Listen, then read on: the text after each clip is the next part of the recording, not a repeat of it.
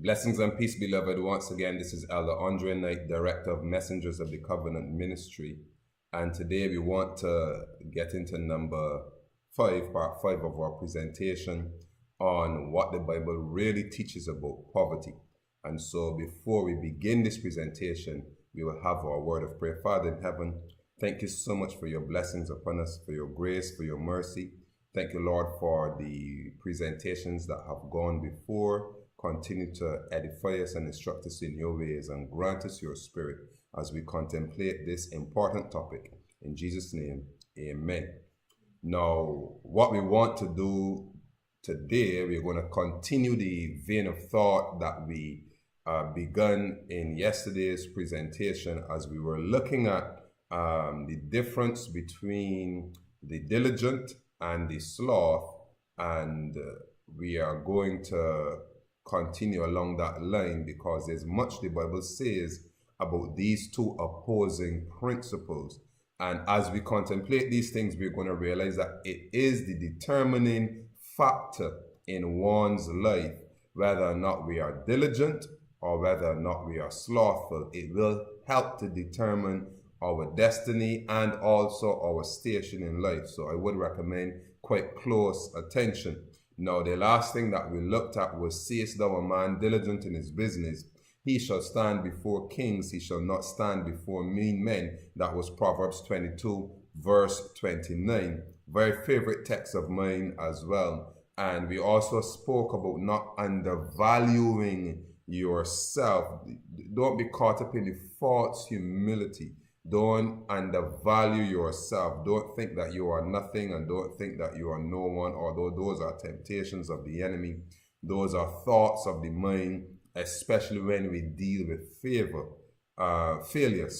But when we are offering a product and a service and you are sure that the product and service is good, it is along the lines and the veins of truth for you to place the correct value on your product and your service. So don't make yourself a liar. Don't take the name of God upon you in vain, because if you have produced something good and if you're doing a valuable work, you should be paid according to your value, to the value of that item, for the value of that service that you're offering. So there's no humility in undervaluing yourself. So seest thou a man diligent in his business? And if he's diligent, and that word diligent means to be quick, to be sharp, to be ready, to be prompt, to be very skilled.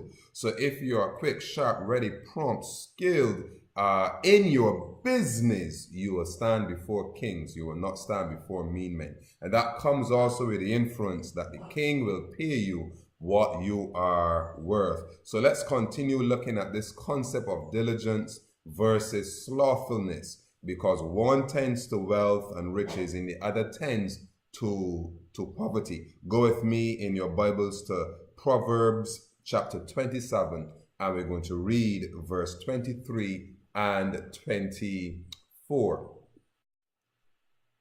Be thou diligent to know the state of thy flocks, and look well to thy herds, for riches are not forever, and doth the crown endure to every generation. This is an important text because some people may think that what they have will last forever. Hey, I'm doing well, I'm rich, I have enough, and I don't have to worry about anything. There's always that measure of carefulness. There's always that measure of being a proper steward. You want to be a proper steward. You want to be a good steward.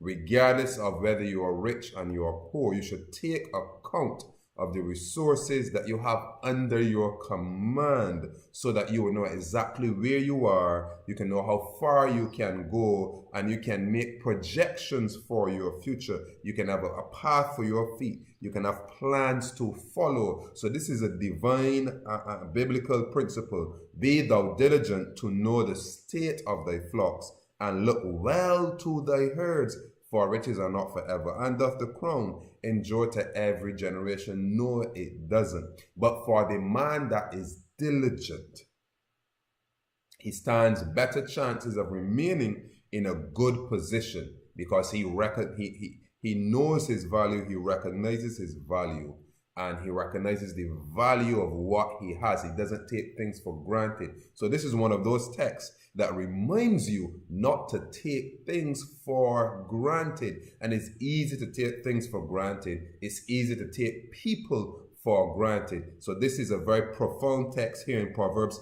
23 verse 27 rather, 23 and 24, reminding us not to take what we have for granted and to take a special account of what we have so that we can know where we are and where we can go. Now, so again, as I said, we're continuing along the lines of that slothful man versus the diligent man, or the slothful man and poverty, because slothfulness leads to poverty. And we know what slothfulness: slowness, indecisiveness, lack of forethought, lack of foresight, lack of planning, lazy. This is what slothful means. So in Ecclesiastes chapter 9 verse 10, it gives a profound principle, and this is a principle that should characterize our life as God's people. So we're in Ecclesiastes chapter 9 verse 10, and it says, "Whatsoever thy hand findeth to do, do it with thy might. For there is no work, nor device, nor knowledge, nor wisdom in the grave whither thou goest." And so what the tasks that are placed upon your hands to do, the things that are on your plate, are on your table to accomplish, you do it with your might. You see, the slothful is a person that his heart is not in it. He's 1 foot in, 1 foot out. He is present, but he doesn't contribute. And so we don't want to be the slothful person. You should not be the one that is regarded as a sloth in the office, that is an underperformer, that is not a good producer. So as a Christian, as a child of God, whatsoever our hands find to do, we do it with all our might, even if we don't like it.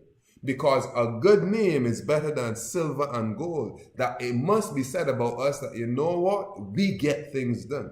We want to be the people, according to the grace of God, that get things done. We want to be the people that get things accomplished. We want to be producers and not consumers. So the slothful doesn't do things with all of his might. This is one of the reasons that people are quite poor today, because they are too slothful. They are half-hearted. You go to a job situation, you go into the work environment, and you can just pick up the sloth. You can pick up the sloths. You can see they're always in the shadows. They're not at the forefront. They don't push. They lack the energy. And so we don't want to be sloths. We want to, whatever our hands find to do, we do it with all our might. We just want to make it fabulous, beloved. We want to just, if it is cleaning, we clean well. If it is accounting, we account well. If it's physical labor, we do it well. Our energy is in it. The employer knows that they are getting the best out of us. We are not just turning up to receive a paycheck. It is not half-heartedness. There's no virtue in slothfulness. There's no Christ in a laziness. And if we are lazy workers and lazy people, we're taking God's name in vain. I'm reading a book with my family at devotion. It's called The Man Who Could Not Be Killed. And this is the story of a Chinese brother who accepted the Advent faith, who accepted Christianity and became part of the Seventh-day Adventist Church. As a result, in China, this is when now the government change and the Cultural Revolution. Chairman Mao is the man at the helm of China, and he's now in prison for his faith. He's taken to a hard labor camp, and in the hard labor camp, he made sure that he was the best worker, because he knew he wasn't going to be working on Sabbath, and they beat him, they tortured him to make him work on the Sabbath. And he would not give in to their beatings. He would not give in to their torturings.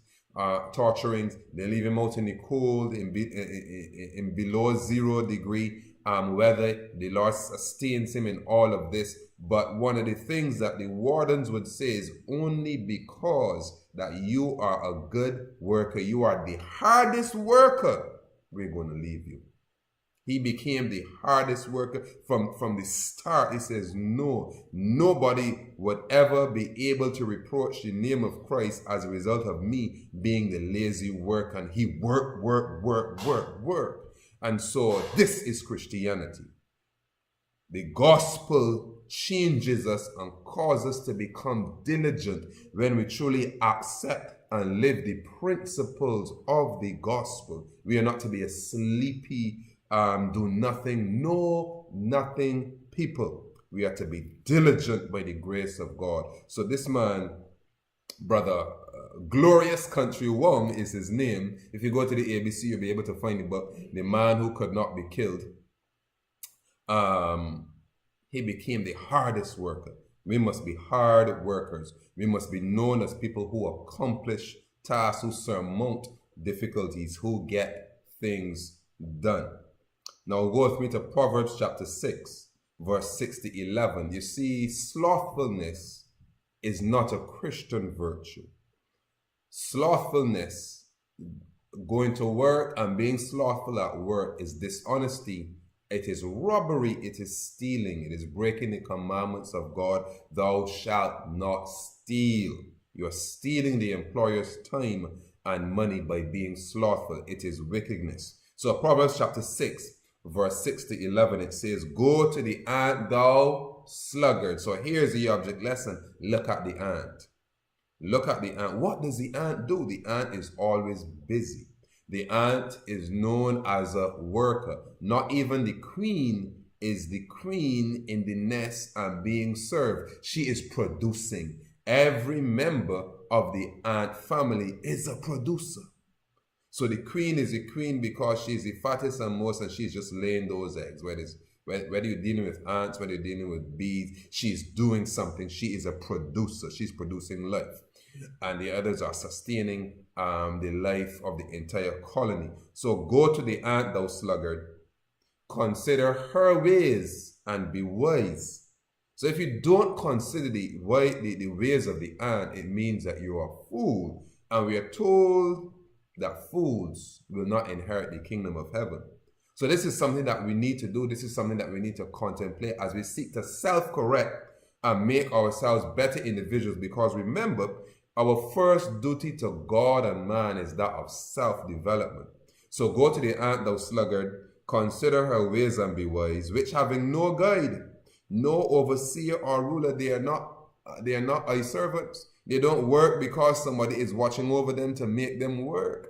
These are not the ants. And how many of us, as God's people, we only do work and we only accomplish work because somebody is there watching us? No. Go to the ant, thou sluggard, consider her ways and be wise, which having no guide, overseer, or ruler, provideth her meat in the summer, and gathereth her food in the harvest. So the ant is aware of the changing of times and seasons.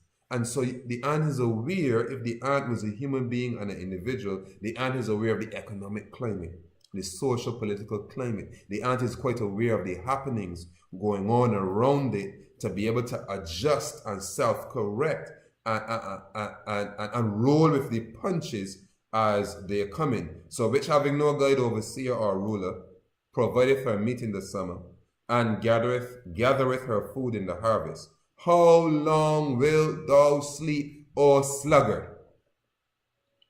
Subject of the text is about the sluggard. Parallel is drawn between the sluggard and the ant. While the ant is working, the sluggard is sleeping. So what we're going to see here on in, that there is a connection between sleepiness and slothfulness and being a sluggard. So if you're one of those who like to sleep late and long, you're reducing your hours of productivity, because when you should be up, you are sleeping doing nothing. On a bare minimum, the body requires 4 hours of sleep, 2 hours before 12 o'clock and 2 hours after 12. This is where you get the most rest, where the most regeneration of the body's organs occurs. And so long sleeping for too long, I saw research that showed scientifically that sleeping for too long, it ends up making you more tired. Not only does it make you unproductive, it also impairs your health. It makes you lazy. So how long wilt thou sleep, O sluggard? When wilt thou arise of thy sleep? Yet a little sleep, a little slumber, a little folding of the hands to sleep. So shall thy poverty come as one that travelleth, and thy want as an armed man. So poverty is directly connected to being a sluggard. You cannot change your situation of poverty if you are a sleeper. You cannot change your situation of poverty if you are a sluggard. You cannot change your situation of poverty if you are losing precious hours of productivity. If you try to be, you like to go to sleep late, obviously concomitantly, you will wake up late because you are tired. Early to bed, early to wise makes a man healthy, wealthy, and wise. As the old adages the old proverbs that we used to say, and there's much sterling truth to it. And to prove this, I started to look at the practices and the habits. There's many books out there, the 7 habits of highly effective people. Highly effective people, high producers, high net worth individuals, people that want to stay on top of their game even though that they are already very rich and wealthy and multimillionaires. They wake up early and they read. And they read. They read and read and read and read and read and read and read because they must stay on top of their game. So if you really want to change your situation, you must discard the notion that you need 10 hours of sleep. You must discard the notion that you need at all times, although yes, the body does need 8 hours of sleep, but there are times that you can make a sacrifice in order to change your situation. Now, Proverbs chapter 20, verse 13, we're going to continue to establish this point. Love not sleep, lest thou come to poverty. So if you want to change your situation, if you want to move yourself from a state of impoverishment, living in a state of poverty, to come to a better place, sleep. Sleep early and rise earlier. Sleep early. Love not sleep, lest thou come to poverty. Open thine eyes, and thou shalt be satisfied with bread. Well, if you want the bread to eat, beloved, open your eyes and you will get it. Because the early morning, the brain works sharpest, that you can think and be able to determine. Not only will you have the time to spend with God, to connect your soul with God in the quiet of the morning early. You should seek God's face, beloved. A great while before day, Jesus was up praying to his Father.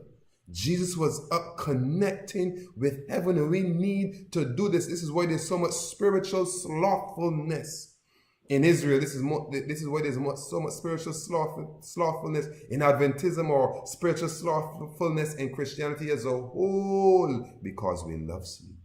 Yet a little sleep, a little slumber, a little folding of the hands to sleep. No. The kingdom of heaven doesn't suffer violence when you are sleeping. So if you don't like waking up early, that's the best time to get up and pray, because you're already vexed that you get up to pray so early. So when you're going to pray with some energy, with some anger, and perhaps you're going to get angry enough about your own soul salvation to cause the kingdom of heaven to suffer violence by you. This is now Ecclesiastes chapter 10, verse 18. And I could read verse 18 and stop there because it establishes the point about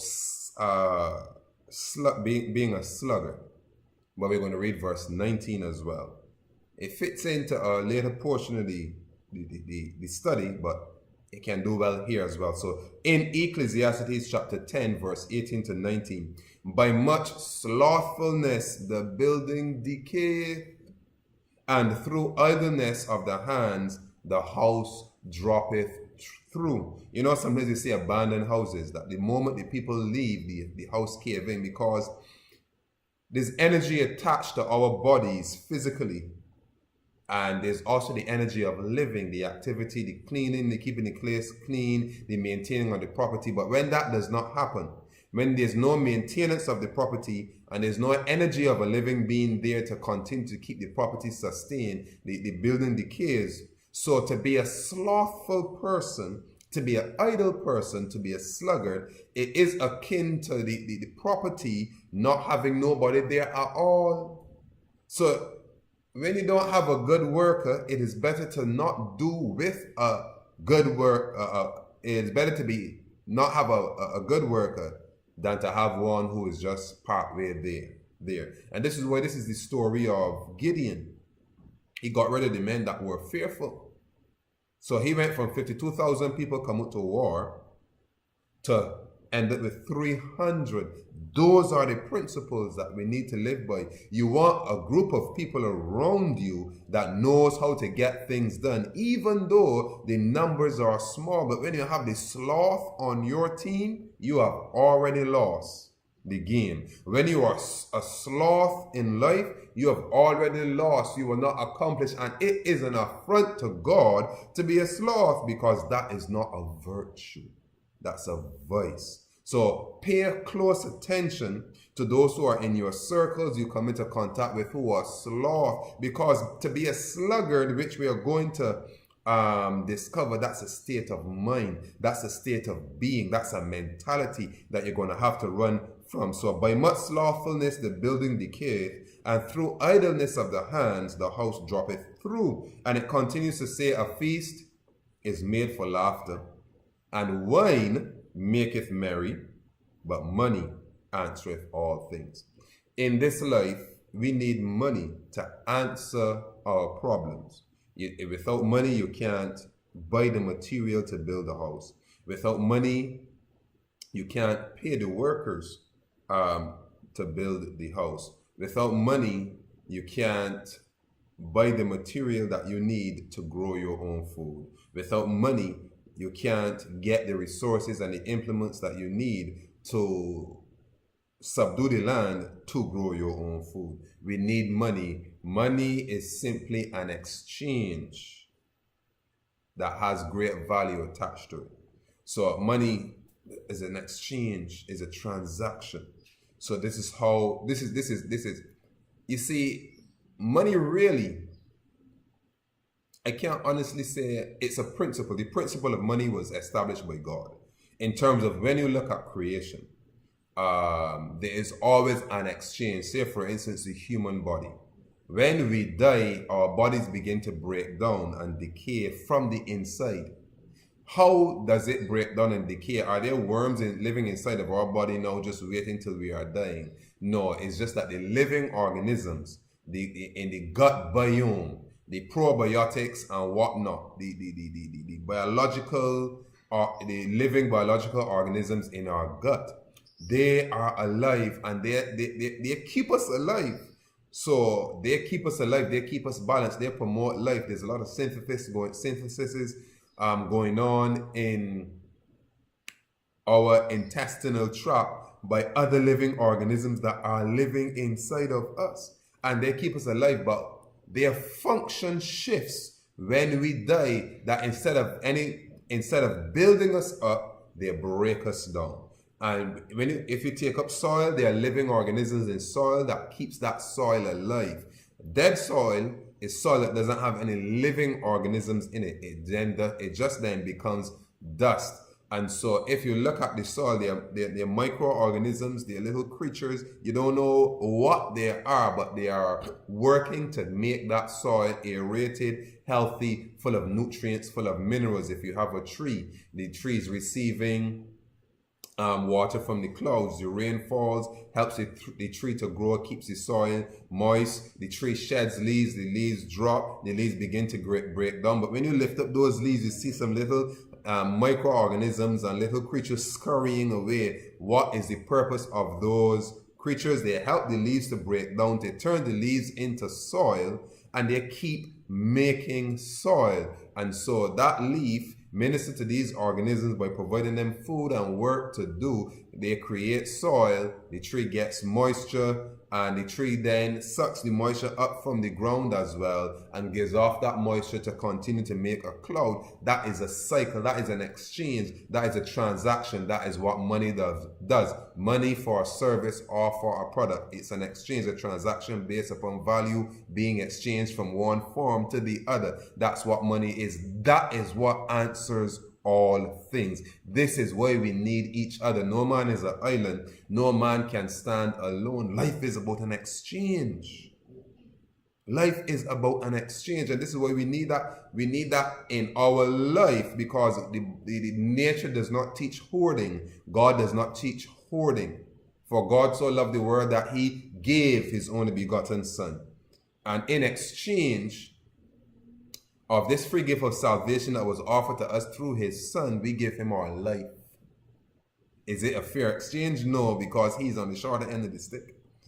Because the value of the life of the Son of God is infinitely of a greater value than our lives, but he valued us and he gave his Son to die for us. And so it's based on an exchange. This is why money answereth all things. It is an exchange. So therefore, to reword it, an exchange or answereth all things. You know, when you look at the story of Job, Job was rich, he lost everything, remained faithful to God. When God re-established Job, despite the miserable comforters of his three friends, the other friends, after God appeared unto Job, they all brought money and gave it to Job.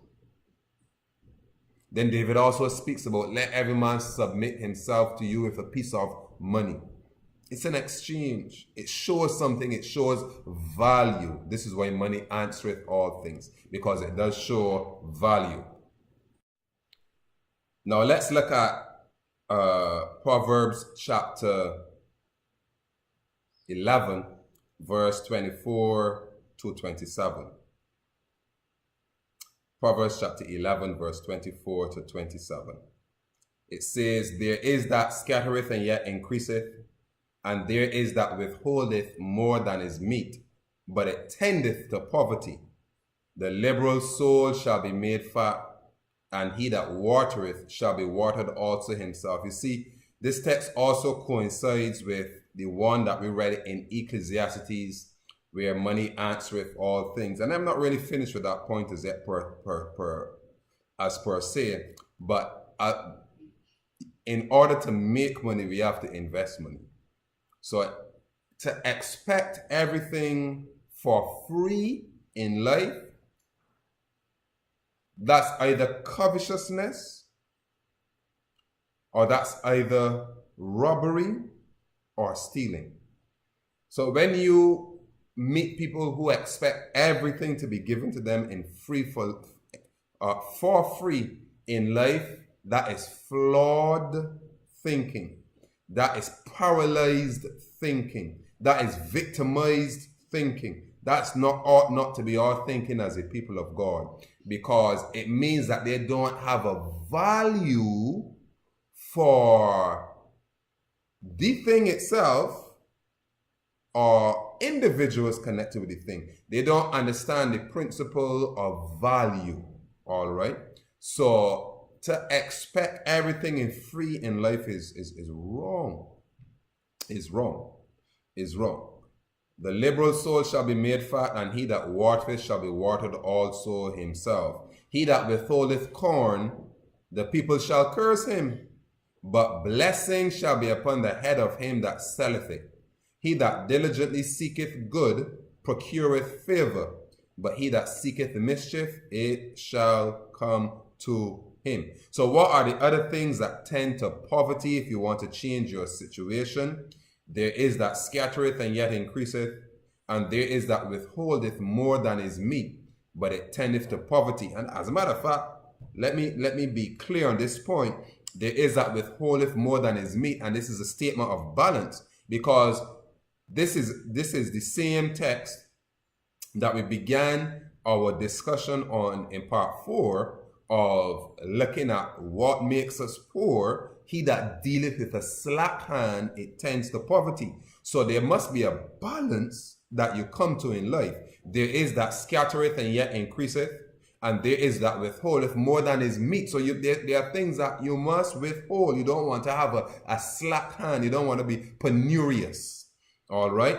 You don't want to have a slack hand, or you don't want to be penurious. You don't want to be holding back more than is meet. So there is a balance that we must be able to come to. We must know when to give and how much to give. So even in your efforts to help the poor, you must know when to give, what to give, and how much to give. So you must give, but you cannot give too much. You cannot overgive, because then people have an entitlement mentality. They don't recognize your value. They take you for granted. They take what you're doing for granted. They think that there's so much abundance that they can waste and they can splurge. So we must be careful. There's always that measure of balance. So holding back too much can make you poor, and giving away too much can make you poor as well. And so there is that balance. So investigate your life. See where you are giving too much. Hold back, especially when it comes, even as individuals, your time and your attention that you give to others or you give to certain things. All right, if it becomes too available, people take you for granted. So you must hold back. You must be reserved. You don't want to be so lego, as we say in Antigua. So there must be discretion.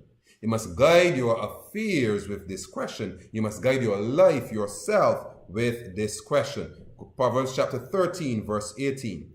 Poverty and shame shall be to him that refuseth instruction, but he that regardeth reproof shall be honored. So what? Poverty.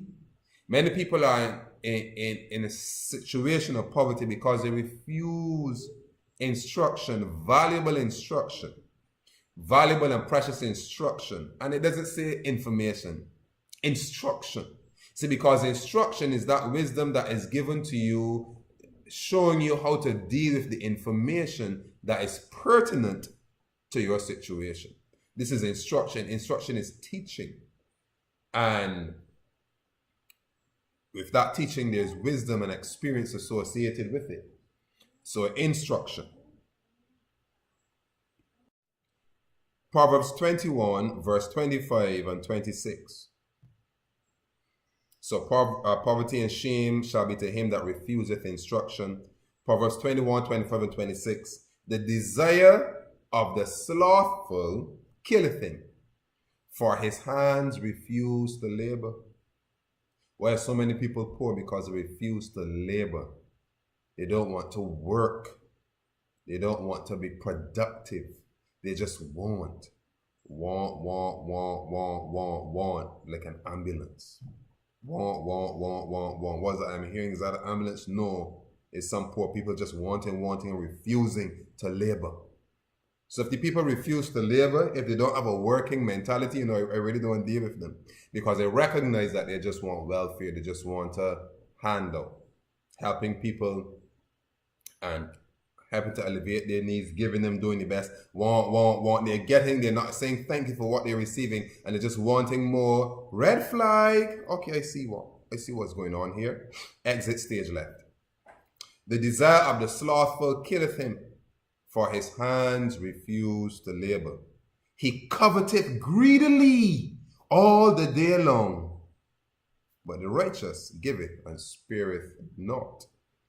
Taking that into context with the other stuff that we read before, there is that withholdeth more than is meet.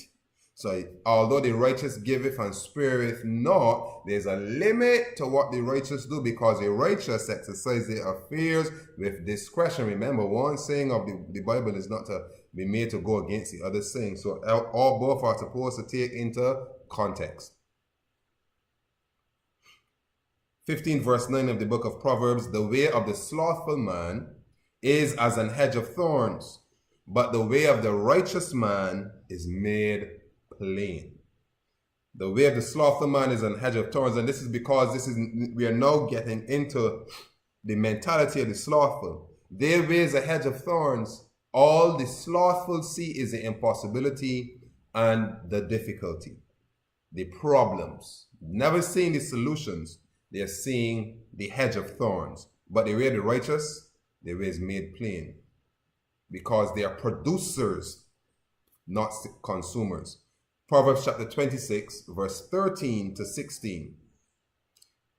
Proverbs 26, verse 13 to 16. The slothful man saith, there is a lion in the way. A lion is in the streets. See what the slothful says. So now we're getting into the mentality of the slothful. So when you ask the question, how do I know who to give and how to give and how to help? You're looking for identifying remarks of whether or not this person is going to be diligent or this person is going to be a slothful person. The slothful man saith, there's a lion in the way, a lion is in the streets. As the door turneth upon his hinges, so doth the slothful upon his bed. The slothful hideth his hand in his bosom. It grieveth him to bring it again to his mouth. The slothful lazy don't want to work, don't want to do nothing. It's not good enough to say nothing. No. Nothing is too polite and proper. Nothing whatsoever the slothful wants to do. They want to just go through life on a bed of cake, floating on a river of milk. No, beloved, it don't happen like that. So this is why they are content with mediocrity, content with squalor. Would like to do better, but can't because this is enough. It is terrible around me, but guess what? It takes too much effort to change. Let me remain just the way that I am. That is not a Christian, beloved. We are not slothful. As the door turneth upon his hinges, so doth the slothful man upon his bed. He can't get away from that not waking up early scenario at all from the Bible. It tells you early to bed, early to rise. God's people are early risers. God's people are productive. God's people see the day begin instead of waking up in the middle of it. Be productive. Ask a good doctor how many mornings and midnight oil they have burned in studying to be a doctor. Productive. The slothful hideth his hand in his bosom. It grieveth him to bring it again to his mouth. The sluggard is wiser in his own conceit than 7 men can render a reason. I just leave them alone.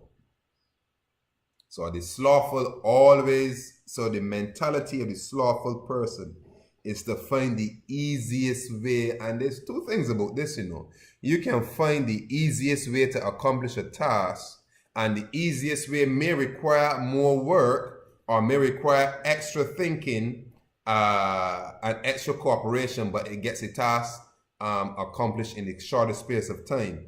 But the slothful is the person, as a matter of fact, they only attempt easy work. I want easy work.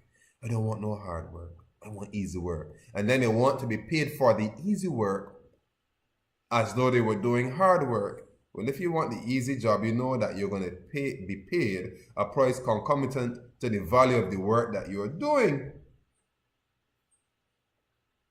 He that is slothful in his work, this is Proverbs 18 verse 9, is brother to him that is a great waster. So the slothful man is the man that wastes your time, wastes your resources, wastes your energy, wastes your effort. He that is also slothful in his work is brother to him that is a great waster. They are both the same. Slothful man is a waster. Your life shall not be a waste, beloved. No.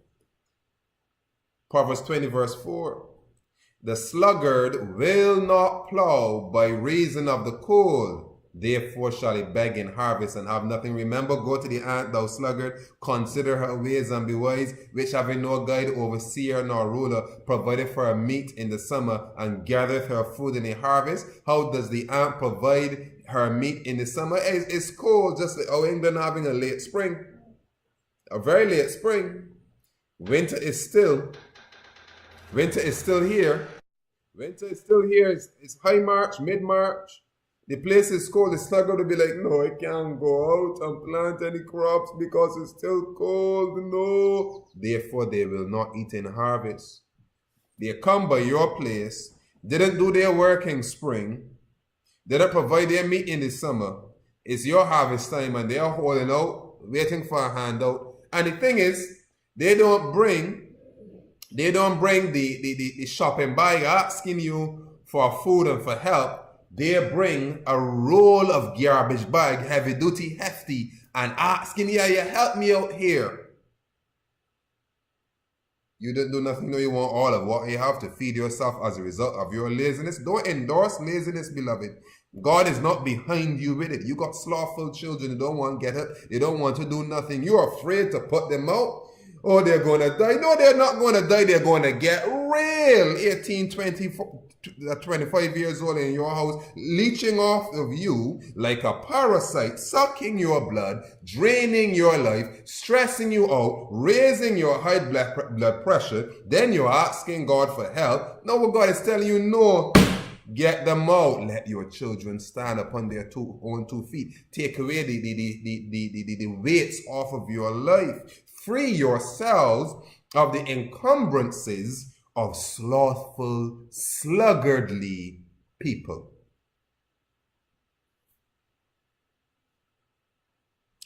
The sluggard will not plow by reason of the cold, therefore shall he beg in harvest and have nothing.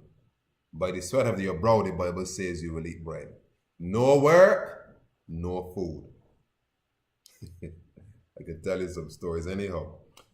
Proverbs 24, verse 30 to 34. I went by the field of the slothful, and by the vineyard of the man void of understanding.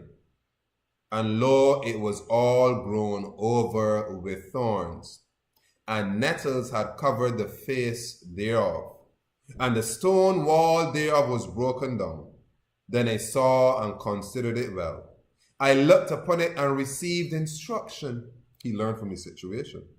Yet a little sleep, a little slumber, a little folding of the hands to sleep, so shall thy poverty come as one that travelleth, and thy want as an armed man. Why are we poor? Whose fault is it?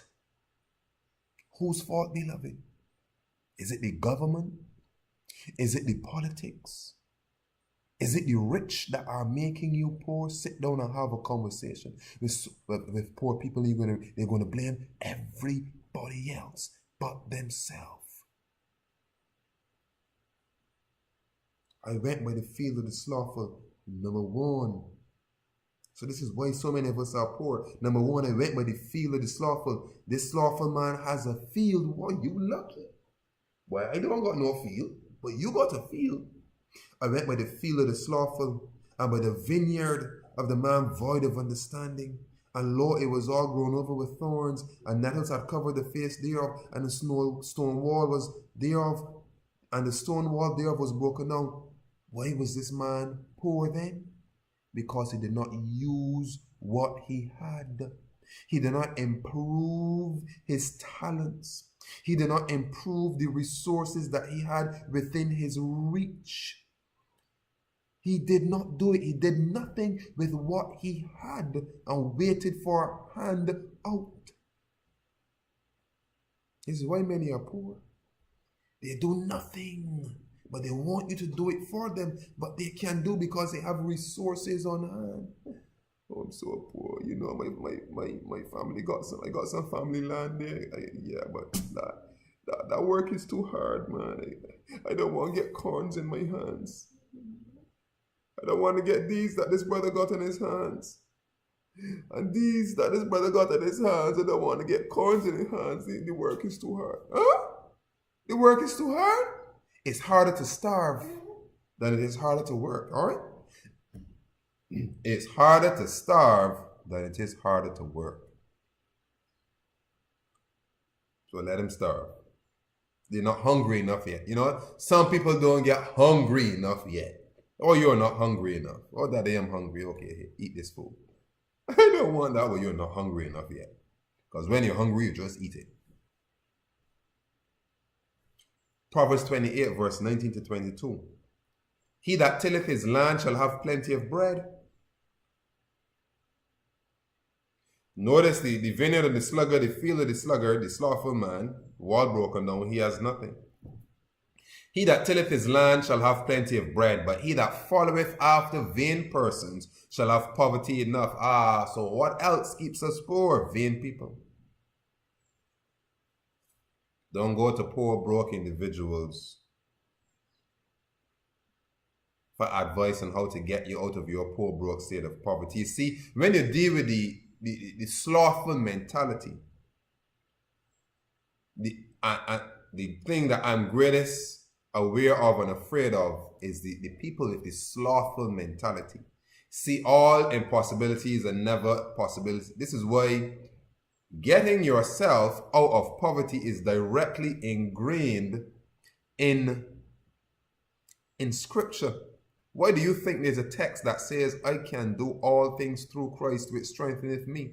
That is not a slothful statement. That is a producing statement. That is an active statement. That is a statement of diligence. That is a statement of not settling down into discouragement and hopelessness. That is a statement of change. That is a statement of increase. I can do all things through Christ which strengtheneth me. Because if you believe that and you are living that, you would not be the slothful person. You would not be a slothful person. So he that tilleth his land shall have plenty of bread, but he that followeth after vain persons shall have poverty enough. Vain people. That they rather spend money on foolishness than spend money on substantive things to change their lives for the better. This is why so too many of us as poor people, too many people who are poor, when you look at the things they spend money, how can you be poor and you are spending money on going to a party or a fete or the club and it's $100 to get in, 100 US or 50 US to get in. And then you have to buy drinks. Then you have to enjoy yourself. And that's another 200 and 300. You can't be poor, man. You are rich. You have a lot of disposable income. But in actuality, they are disposing their income. They are wasting it. That's why the slothful man is a brother to him that is a great waster, because the slothful man loves pleasure. This is what the Bible says. He that loveth wine and oil shall not be rich. He just loves pleasure. But he doesn't love work. He doesn't love business. He that tilleth his land shall have plenty of bread, but he that followeth after vain persons shall have poverty enough. A faithful man shall abound with blessings. So if you're faithful, if you're diligent to know the state of your flocks, you will abound with blessings. But he that maketh haste to be rich shall not be innocent. To have respect of persons is not good. For a piece of bread, that man that respect persons and hastes to be rich, for a piece of bread he will transgress. He that hasteth to be rich hath an evil eye, and considereth not that poverty shall come upon him. Matthew 25, verse 11, verse 14 to 13. For the kingdom of heaven is as a man traveling into a far country, who called his own servants and delivered unto them his goods. And unto one he gave 5 talents, to another 2, to another 1, to every man according to his several ability. Again, many people do not have the ability to manage resources. And it's not that they don't have the potential to do it, but they have not practiced management. They have not been faithful in little, therefore they would not be faithful in much. This is why you see people win the Powerball. Hundreds of millions of dollars. They are made multimillionaires overnight, and they waste, splurge money, and they end up living on the streets. Because they lack discretion. They don't have the ability for management of large amounts of resources. So many people are poor because they really don't have the ability. Ability is not potential. Ability is the potential that you have honed and trained to become an ability. So the ability is the end result of practice then. Ability is the end result of training and honing your skills. So the talents that were given to the servants were based upon their ability, based upon how they were working. And straightway took his journey. Then he that received the 5 talents went and traded with the same, and made them other 5 talents. And likewise he that had received 2, he also gained other 2. But he that had received 1 went and digged in the earth and hid his Lord's money. And this is why there are people, you must be aware what kind of individual that this is, because here, these are people that had nothing, were given something, and 2 of the men did something with what they had, and the other just did nothing with it. He just buried it. Beware of these kind of slothful, sluggardly people who claim to be poor, but in actual fact, they are not poor, they are sluggards.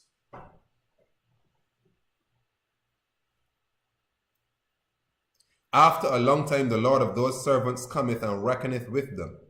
And so he that had received 5 talents came and brought other 5 talents, saying, Lord, thou deliverest unto me 5 talents. Behold, I have gained beside them 5 talents more. His Lord said unto him, Well done, thou good and faithful servant. Thou hast been faithful over a few things. I will make thee ruler over many things. Enter thou into the joy of thy Lord. He also that had received 2 talents came and said, Lord, thou deliverest unto me 2 talents. Behold, I have gained 2 other talents beside them. His Lord said unto him, Well done, good and faithful servant. Thou hast been faithful over a few things. I will make thee ruler over many things. Enter thou into the joy of thy Lord. When he which had received the 1 talent came and said, Lord,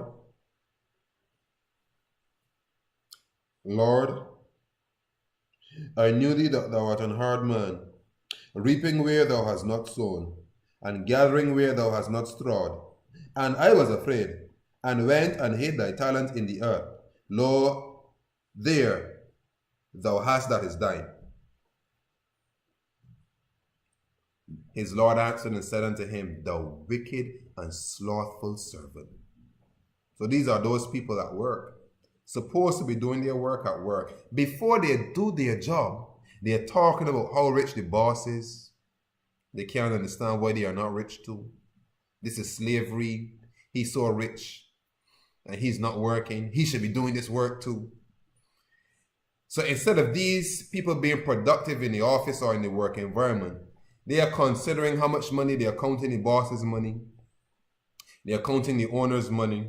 They are not doing the work that is set before them to do. They are inciting rebellion and insurrection in the office. They are creating a state of discontent with the incessant murmuring and complaining. This is that man, you know. This is that man that hid the talent, don't do nothing, just collecting a paycheck, just occupying space. What does the householder, the owner call him? The wicked and slothful servant.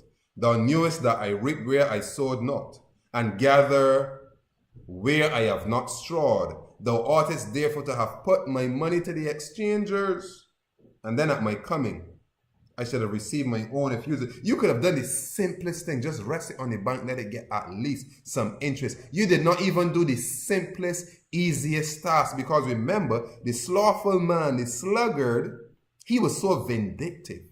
The sluggard, the way of the sluggard is a hedge of thorns, man. Like, it's too hard to go to the bank. When I go to the bank, the lines are long. And if I don't leave now, I'm not going to get there. Suppose that when I get to the bank is already closed. See that it closes at 2 o'clock, 3 o'clock here in the Caribbean. And suppose I don't get a bus to take me down the road. And suppose the rain is falling and I get wet, and I don't want to get wet because I can catch a cold. And I don't want to catch a cold. And suppose when I go into the bank that there's a robbery in the bank and then I get shot, I don't want to get shot. So the sluggard sees every negative eventuality. This is what the way of the sluggard is, as a hedge of thorns. The sluggard says it will not plow by the reason of the cold. The sluggard sees a lying in the streets. This is why the sluggard is poor. He refuses to do even the easiest tasks. But it is to the benefit of somebody else, so they can't do it. Nobody ain't doing nothing for me, so I ain't doing nothing for you. That's the sluggard. The wicked, that's wickedness. The wicked and slothful servant, thou knewest that I reap where I sowed not, and gather where I have not strawed. Thou oughtest therefore to have put my money to the exchangers, and then at my coming I should have received mine own with usury. Take therefore the talent given from him, and give it unto him which hath 10 talents. For unto every one that hath shall be given, and he shall have abundance. This is why the rich continues to get richer, because they practice themselves in their business acumen in dealing with a lot of financial responsibility and responsibility of other people's life. And so therefore, this is why they get richer. It is easy for them to expand because the thinking is not poor, because the ability has been increased. So here's a man that had 10 talents. So why would God give him? Because he had more ability to deal with more. This is why the rich get richer. Is when the poor get poor, is when the poor are being ground down to the dust as a result of the rich doing it. Now that's a problem. But intrinsically, the rich will always get richer because they have been practicing to be diligent. There is a blessing of being diligent. All right. So it's not that God is racist or God is full of favoritism or predestined you to be poor. Following principles give you increase. It gives you bountiful blessing, that blessing of diligence. But if you are slothful, if you're not on point, if your product is not good, if your service is poor, you don't deserve an increase. No.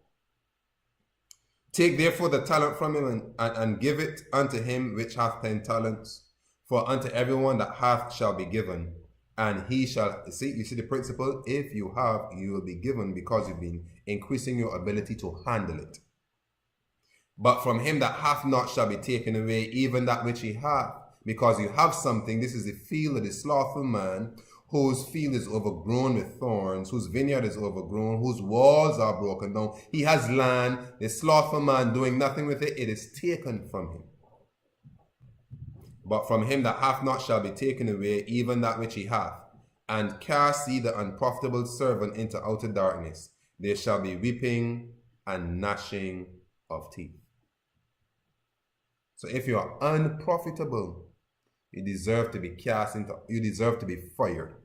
If you are unprofitable, you are deserving to be fired. So the diligent man makes himself valuable to where he is at, whom he is servicing. You must make yourself valuable. In order to lift yourself up out of poverty, make yourself valuable, so that when the layoffs coming, we will not lay him off. No. We don't even need him. But his presence makes the office, makes the job site, makes the work environment better. We are making other people at his position redundant, but not him, not her, because they are valuable on more than one level. You moving up the line, no time to look behind. Step to the top, beloved. Make yourself valuable. This is how you change your situation. Make yourself valuable. Make yourself that valuable person. Let us read something from Romans and Hebrews, and we will end here for the time being with God's grace. Romans chapter 12 verse 10 to 11 says, Be kindly affectioned one to another with brotherly love, in honor preferring one another, not slothful in business, fervent in spirit, serving the Lord. Whether it is church, whether it is life, whether it is the work of the gospel, whether it is work for your employer, don't be slothful in business, but rather fervent in spirit. This is one thought that runs right throughout Scripture. To be a Christian means a change in your habits, your attitudes, as a result of Christ coming into the heart, as a result of you keeping his commandments and him granting you the grace to do so, as a result of being filled with the Holy Spirit. There's a transformation that occurs in your character. If you claim to be a Christian and you have now been saved and you go to work and you are still being slothful, you are holding God's name in vain. Not slothful in business, fervent in spirit, serving the Lord. God only accepts that fervent. Not noise and bangarang. You want fervent in spirit. Hebrews chapter 6 verse 11 to 12. And we desire that every one of you do shew the same diligence to the full assurance of hope unto the end, that ye be not slothful, but followers of them who through faith and patience inherit the promise.